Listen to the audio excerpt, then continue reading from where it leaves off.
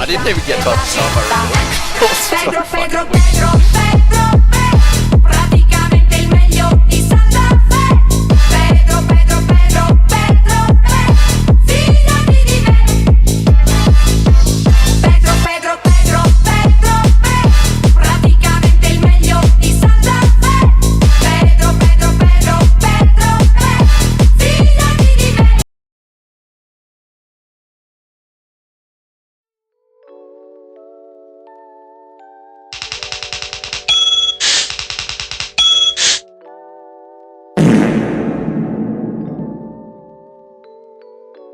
Hell Let Loose is a great game with a very steep learning curve. And I see a lot of videos out there focusing on how to make you better. So I thought I'd make a quick 5-tip tutorial to improve your game, hopefully rapidly. Enjoy. And before we get to the video, like and subscribe and comment and all that shit. It helps. Thanks. So, without further ado, here are my tips and tricks. Tip 1. Settings. Now, I won't go through all the different types of settings and the way to tweak the settings. There are lots of videos out there, as you can see. Just Google. But here are some simple in-game settings that might help. Alright, so we're here. Just some quick little quality of life, things. So field of view, make sure this is a little bit personal touch, but somewhere between 80 and 75 is good. Dead body spawn generally is on low, but drop that down. Gore, yes or no. If you want performance, turn no. If you want fun, turn yes. And profanity filter, turn that off, because that's the good stuff. Video, again, just basically, it's very customizable. Make sure motion blur is off. Everything's kind of as low as it can be. Community AA for method and brightness, just jack it up a little bit depending on the map. On a snow map, obviously don't, but on most other maps do. And then finally, I'll do key control, I do lean toggle, it's big, and mouse sensitivity down. Again, it's kind of personal preference, but somewhere below the 30s is good. If you're struggling with this, if you find this really slow, just go down in little increments, like 5 or 10 until you get down to this somewhere sub 30 range. Yeah, lean toggle and sprint toggle I turn on as well, just saves you thing. And then depending on what you want to do, if you want your ears to bleed, don't listen to me, but if you want to save your sanity, something like this. I generally have leadership low, unit volume about 30, 35, proxy chat on max, because that can be very useful. Music I turn down just because I'd normally listen to my own music, to be honest, when I play.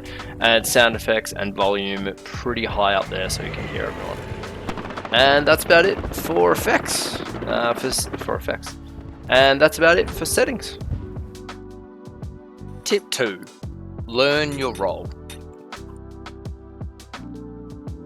So choosing a class to start your game is very important. This will determine your playstyle. There's a couple of key classes that are very important to learn very early. Rifleman, obviously it's very simple, shoot stuff. Assault and auto rifleman, look, you can play these. They're pretty much a similar role to rifleman, just with different guns. You're trying to kill stuff. But the assault in particular has a satchel class at the final level, and also the grenadier here at level 6. And so a lot of the more experienced players will want to take this to kill it. So if you do want to play these classes, I recommend jumping in them and then killing a bit or jumping out, or trying to level them up in very low stakes environments. I'm going to have some people chatting to me right now. I need to turn that off. Yep, same with the auto rifleman, FG42, trying a good game. Auto rifleman, same thing, the lower level classes. Probably the second most important class in the game is the support role. Now the support role is important because you have a supply box here, and once you get to level 2 you have ammunition and explosive boxes, and this becomes very useful for extra rockets, extra grenades, extra satchels, etc, etc. But the supplies is what's important, and this is what is required to build garrisons. So it's a very important role to learn how to play, but it's also an important role not to hog. You don't want to actually stay in this class, because once you drop your supplies, they need to refresh, and this will refresh if you play another class. So jumping into support, dropping a box, dying, and then changing out to a rifleman class then allows the support role to be free for another one of your teammates to jump in and use that support box. Obviously anti-tank is pretty self-explanatory. You hunt tanks. This can be a little bit tricky to learn, shooting tanks with rockets over high distances, but it's a useful skill to learn, so I recommend all learning that.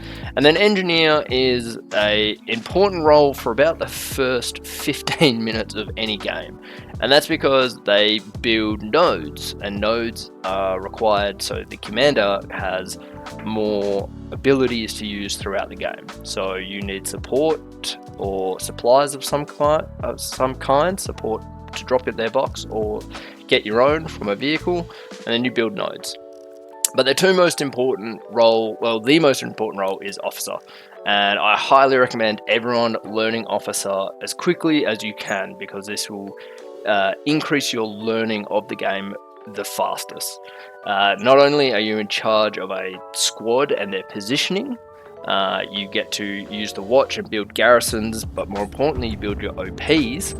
It's also going to teach you the movement of infantry and movement of tanks throughout the game. Obviously tanking is a very important role. This is a bit more niche because you generally need to play it with at least one, if not two, other people consistently to get really good at it. So I'm not really going to talk about tanking. And finally, the recon roles, which are not crazy important, to be honest, in a pub game. Generally what you're going to be asked to do is spawn in, run to the enemy artillery and just shoot it and kill it on repeat, and that's all you're going to be asked to do. At higher levels in competition, the spotter is very important because the second loadout here has the flare gun, and the flare gun acts as a way to spot enemy troops, which is very, very important. So yeah, as you've noticed, I didn't talk about medic because medic is a stupid and dumb class. Don't play it. I may do a breakout video explaining why they're really dumb, but at the moment, just don't play it. I'm not going to tell you, like, you know, like if you're having fun playing it, then play it. That's fine. But it's at every single class here, it is by far the least important, the most useless, just the dumbest class. Don't play it. Tip 3: read the map. Now, reading a map so you know the best way to move around it or the most likely positioning of your enemies is very important, but also learning how to interact with the map in Hell Let Loose is very important, as you were about to find out. Alright, so important one here, reading the map. This means that there is an enemy within 50 meters of this.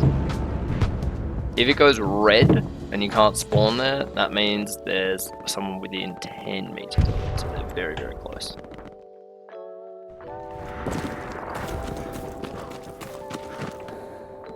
Like so. I unfortunately didn't get a clip of me using markers, but interacting with the map and using markers is exceptionally important in Hell Let Loose to communicate enemy position, tank positions, where you may think a garrison may go, etc, etc. And so here is a really cool marking systems visibility guide made by WTH, which is a European clan, and they're really cool. Shout out to WTH for this, and make sure you learn this because it's actually pretty important. Tip 4: play slowly. Head up. It's not someone who knows. Hi, buddy. Okay. He's clearly got an OP just back here. Maybe.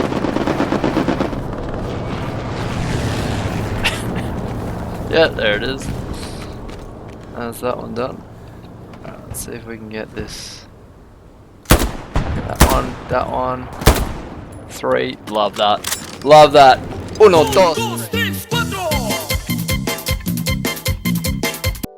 Hell Let Loose has an incredibly quick time to kill. Pretty much every gun in the game is 1 or 2 shot kill, and there's no real health system to get revived. There is a bandage system obviously, but it's very quick. Meaning that you should really try and play slowly and avoid all open fields at pretty much every cost that you can. Otherwise, yeah, you just get destroyed. So just play slowly. Yeah. Slowly. Why were you running in the open just then? Oh, I was behind the berm. Thank you very much. 9 out of 10 dentists recommend you don't do that. Good thing I haven't seen one of those in a long time. 5th tip, don't be afraid. Look, this is kind of a weird tip to end it on, I know it. But what I mean by don't be afraid is don't be afraid to reach out. Okay, don't be afraid to try something new like an anti-tank role or the squad lead or the commander role. Don't be afraid to ask. Don't be afraid to join a Discord and ask. There are a lot of great communities out there willing to help newer players. Just don't be afraid. Keep trying to improve. That's kind of it. Hey guys, thanks again for watching my video. Subscribe because I've got a few more ideas and some videos, and I've also got a few Twitch videos that I post up here, and also come over and see me on Twitch. Come say hi over there. Subscribe, follow over there, say hi, all that stuff. Thanks, bye, have a good day.